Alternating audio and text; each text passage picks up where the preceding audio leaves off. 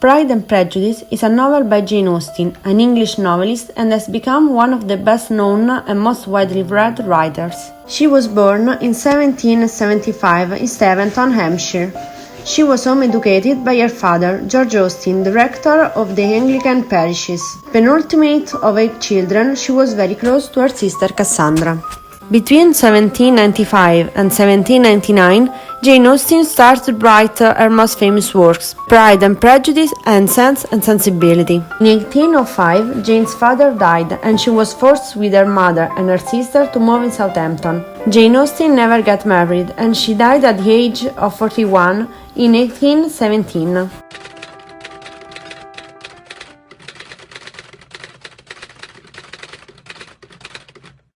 According with this truth universally acknowledged, declared by Jane Austen, Mrs. Bennet, lady of English countryside, weighed down with the responsibility to find a proper husband to her 5 daughters, works hard to get for one of them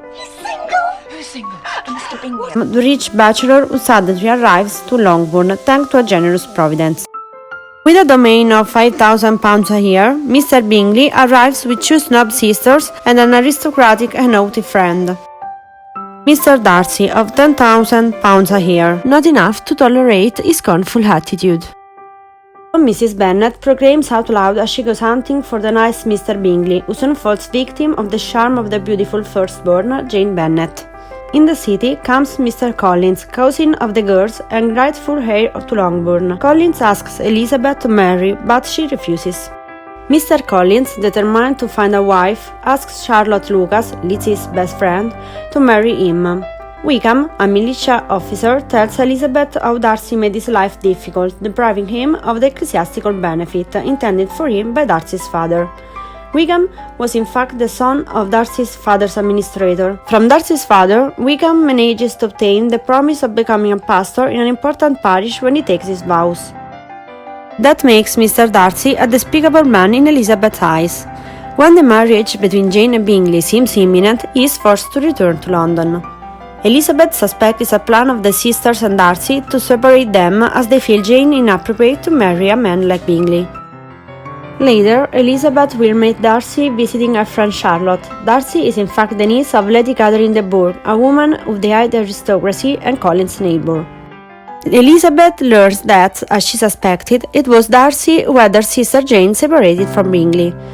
Made even more furious by the discovery, Elizabeth receives a marriage proposal from Darcy. She refuses, blaming him for having ruined the happiness of her sister and Wickham.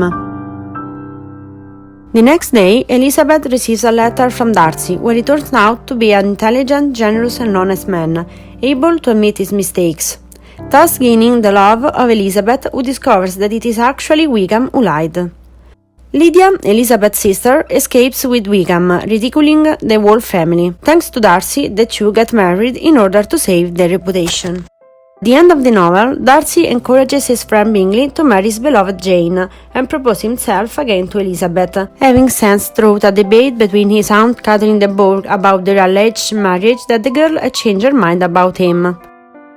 The novel ends with the marriage of Jane and Bingley and that between Elizabeth and Darcy. The film Pride and Prejudice of 2005, in general, is faithful to the book in that it reports many of the dialogue of the novel and portrays all the fundamental moments. However, many scenes are distorted. The main differences between the book and the film are that Mr. Bingley has another sister, Mrs. Hurst, who does not appear in the film with her husband. Both scenes of Darcy's 2 proposals for marriage to Elizabeth have been changed and made more romantic. The ending of the book, in which life is shown after marriage, in the film is cut as well as the last dialogue between Elizabeth and Darcy. As for the characters, I think that the choice of actors was very convincing, even though Elizabeth's character seems more brushed than it is in the book. Austen's original title for the novel was First Impressions, that can be considered the main theme in the book. It is the level of first impressions that is the source of all this rich ambivalence about human relations. For we never really know if it is saying that these impressions are wrong or, on the contrary, that they are the only ones that can be trusted. Indeed, Elizabeth and Darcy's eventual reconciliation and marriage represents a return to their very first impressions of each other, the unconscious attraction that sparks the story off. And yet, at the same time, these impressions are too weak to survive without the verification that comes from experience. We go through life thinking that we know other people, especially those closest to us, when in reality we may only know a tiny fragment of who they really are. The key word is marriage, a forced union dictated by need. For a man, having a wife is important to be successful and to confirm his position, so we see a love not as a feeling but as a contract. Jane Austen strongly criticized these unions and the role of women, especially wives destined to care for the family and often kept at the margin of the society. The famous opening sentence is in fact written in an ironic way. Jane Austen, with Pride and Prejudice, received a great literary merit because she was one of the first women of the time to attempt an initial analysis of the society, especially in some of her hypocritical behaviors, routine or convenience. She was a woman who was brave for the time and dared to ironize about marriage. More than 200 years after her death, Jane Austen continues to be one of the most beloved writers, and that's why I decided to choose Pride and Prejudice. I had already seen the film and curious about the book. Until now, I had never started it, so I took this opportunity to do it. I liked the novel very much, and I find that Jane Austen can still be considered as a contemporary writer. Thanks to the writer's ability to describe the characters, especially through dialogues, you learn to know each member of the Bennet family, to understand their way of thinking and behaving. Elizabeth is an intelligent, witty, generous and sensitive girl, prey to prejudice. Darcy is beautiful, intelligent, cultured, but a victim of the pride of his noble extraction, a man who cannot but be despised.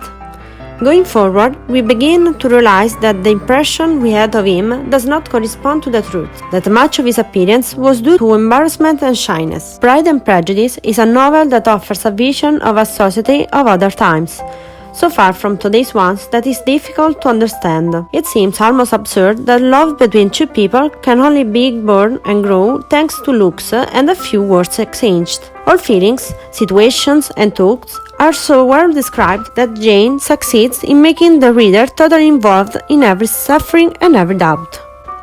Initially, I found the narrative slow, which dwells heavily on the details and descriptions, not so much of the places and settings, but especially of the characters. Once started, however, it makes us dream thanks to the mysterious Darcy, who in a short time manages to steal the heart of Elizabeth Bennet without her noticing.